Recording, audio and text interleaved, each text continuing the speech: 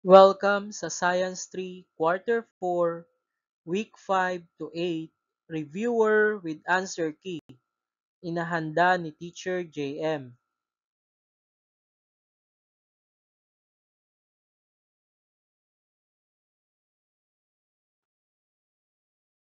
Paunawa, ang lahat ng nilalaman ng video na ito ay drill lamang upang makatulong sa mga mag-aaral sa kanilang pagsusulit.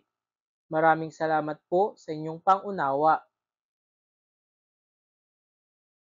Week 5 to 6, pag-iingat para sa iba't ibang kalagayan ng panahon. At ang panuto, piliin ang titik ng tamang sagot. Number 1. Ano ang dapat gawin kapag may bagyo at malakas ang hangin? A. Maglaro sa labas ng bahay. B. Pumunta sa tabing dagat. C. Mamasyal sa parke. D. Manatili sa loob ng bahay at makinig ng balita.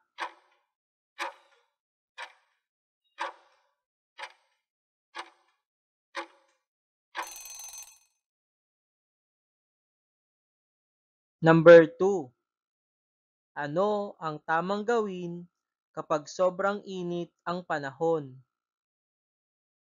A. Magdala ng pangkumot. B. Magsuot ng makakapal na jacket. C. Magdala ng tubig at payong. D. Magsuot ng damit pangporma.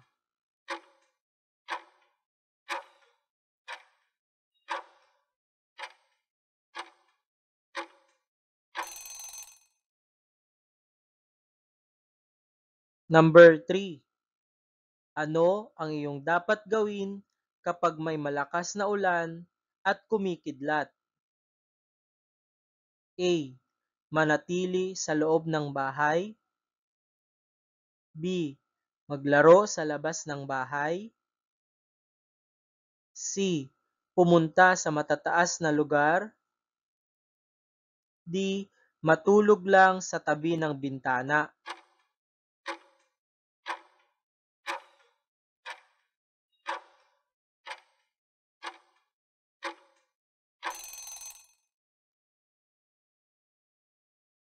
Number 4. Ano ang dapat isuot kapag malamig ang panahon? A. Magdamit ng sleeveless. B. Magsuot ng shorts. C. Magsuot ng makakapal na damit o jacket. D. Magdamit ng pang-swimming attire.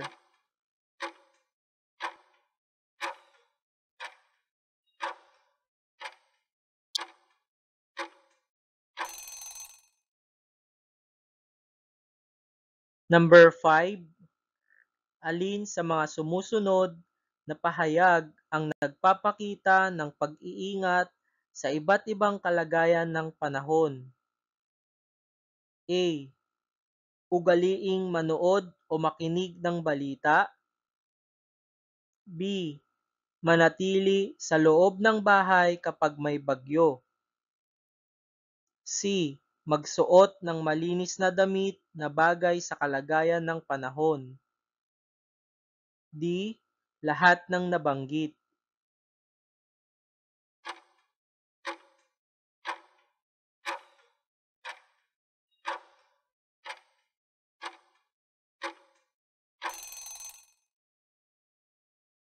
Number 6. Papunta si Aling Maria sa palengke upang maprotektahan ang kanyang sarili sa init ng araw. Ano ang dapat niyang dalhin? A. Payong o sombrero. B. Kapote. C. Basket o bayong. D. Kumot.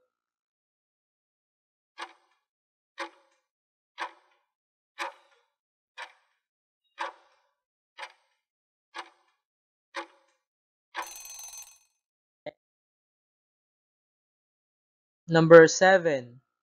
Nagkasipon ka dahil sa malamig na panahon. Ano ang dapat mong kainin? A. Malamig na pagkain tulad ng ice cream. B. Matamis na pagkain tulad ng candy. C. Prutas na mayaman sa vitamin C tulad ng dalandan. D. Mga maaalat na pagkain tulad ng chichirya.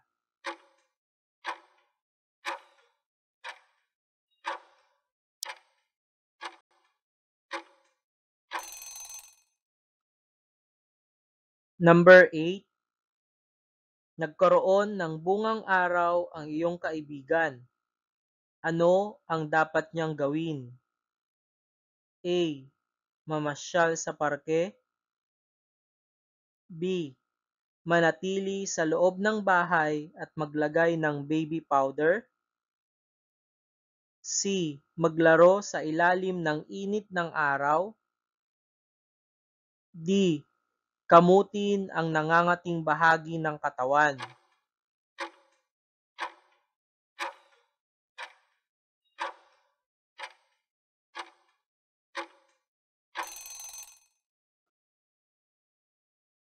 Number 9.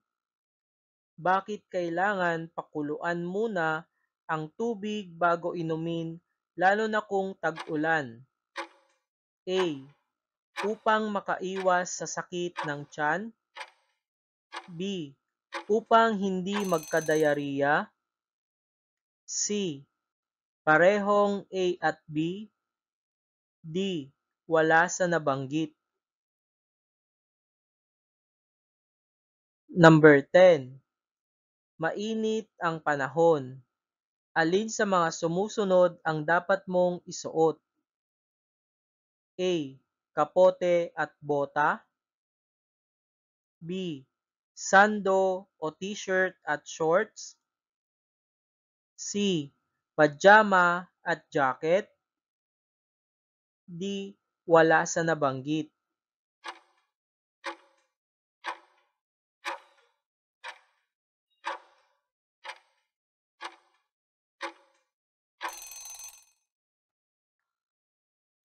At ngayon naman, atin nang sagutan ang mga pahayag.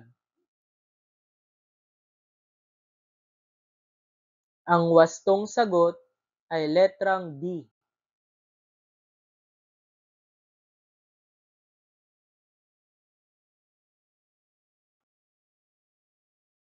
Ang wastong sagot ay letrang C.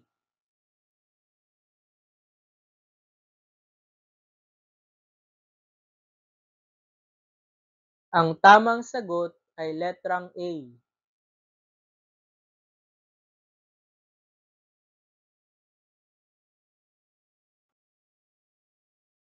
Ang wastong sagot ay letrang C.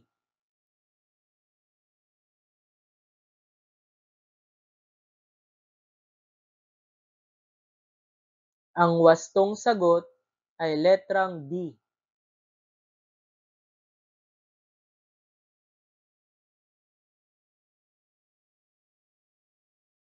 Ang tamang sagot ay letrang A.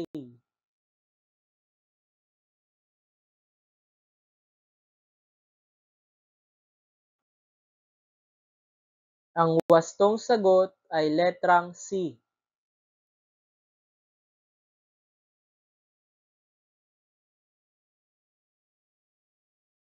Ang wastong sagot ay letrang B. Ang wastong sagot ay letrang C.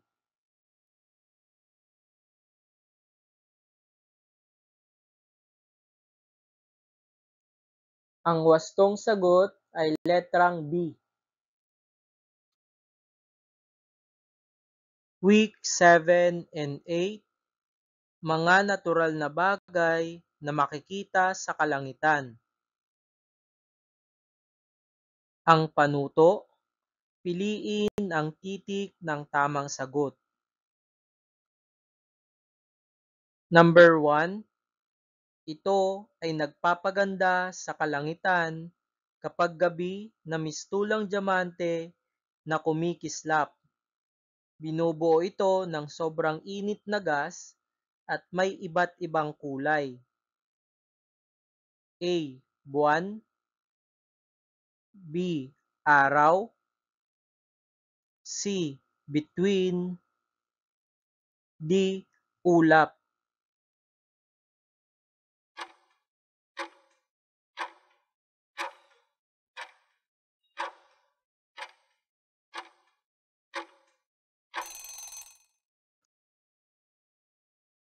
Number 2. Bakit kailangan ng mga halaman ang liwanag at init na nagmumula sa araw? A. Para madilim ang kapaligiran. B. Para makagawa ng pagkain ang mga halaman. C. Para matitigan nating mabuti ang araw. D. Wala sa nabanggit.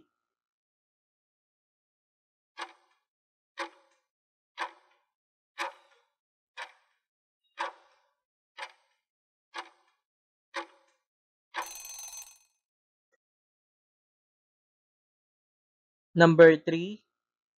Kung walang araw, ang mundo ay magiging napakalamig at blank. A. Napakainit. B. Napakalinis. C. Napakadilim. D. Napakaliwanag.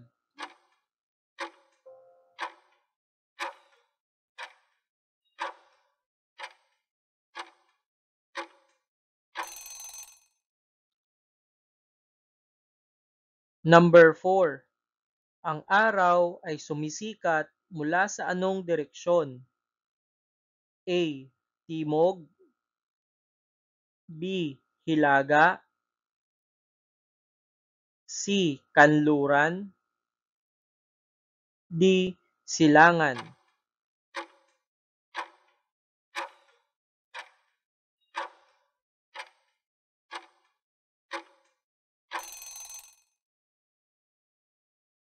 Number 5.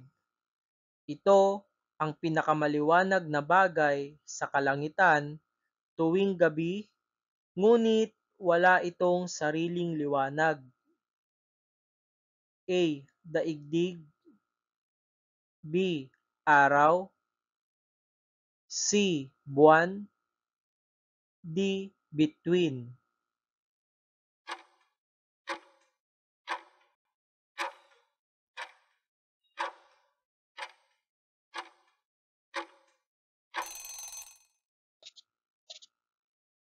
Number 6.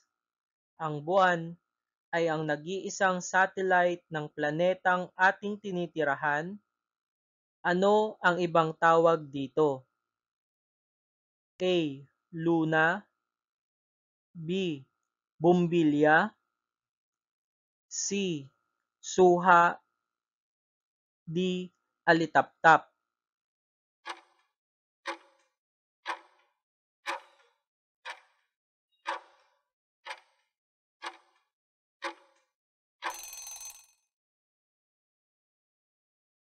Number 7. Ang buwan ay nasa pagitan ng Earth at Sun. Ito ang unang muka ng buwan na madalas ay hindi nakikita. A. New Moon. B. Crescent Moon. C. Half Moon or Quarter Moon. D. Full Moon.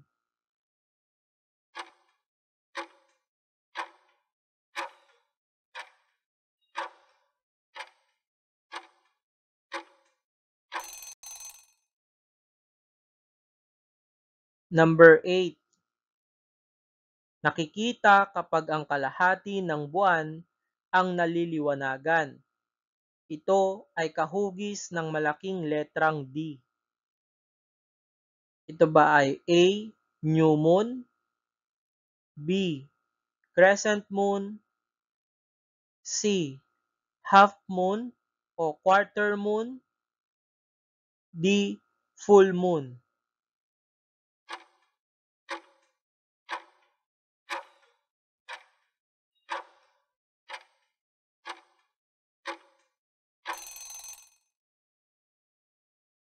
Number 9. Nakikita ito kapag ang buong bahagi ng buwan ay naliliwanagan.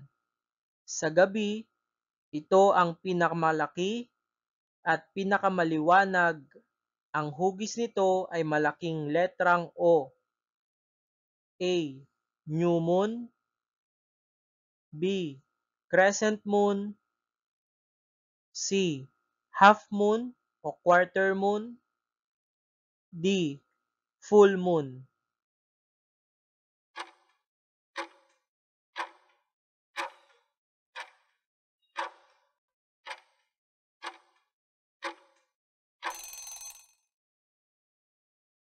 Number 10. Nakikita kapag ang ikaapat na bahagi ng buwan ang naliliwanagan. Ito ay kahugis ng letrang C. A. New moon. B. Crescent moon. C. Half moon o quarter moon. D. Full moon.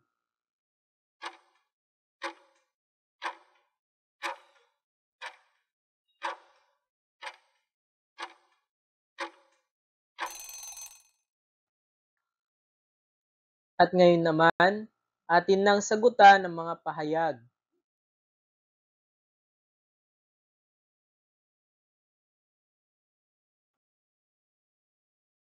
Ang wastong sagot ay letrang C.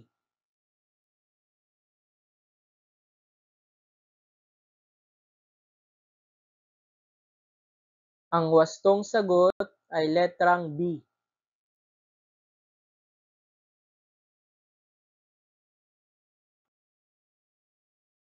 Ang wastong sagot ay letrang C.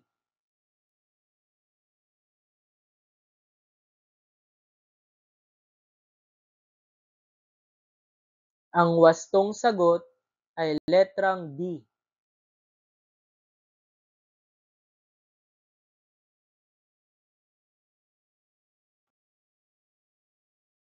Ang wastong sagot ay letrang C.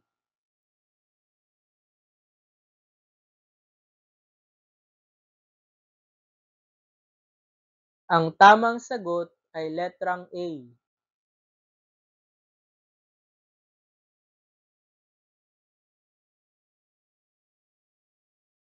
Ang tamang sagot ay letrang A.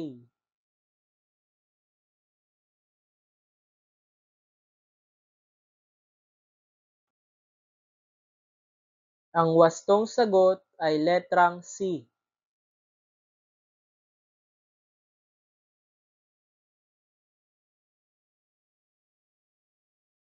Ang wastong sagot ay letrang D.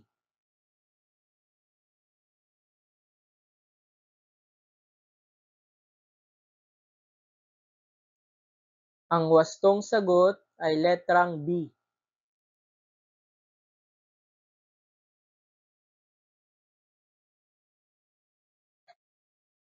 Maraming salamat sa inyong panonood. Sana ay marami kayong natutunan sa araw na ito. At muli, ako si Teacher JM. At huwag kakalimutan mag-subscribe, like, comment, and share sa ating YouTube channel. Hanggang sa muli, paalam!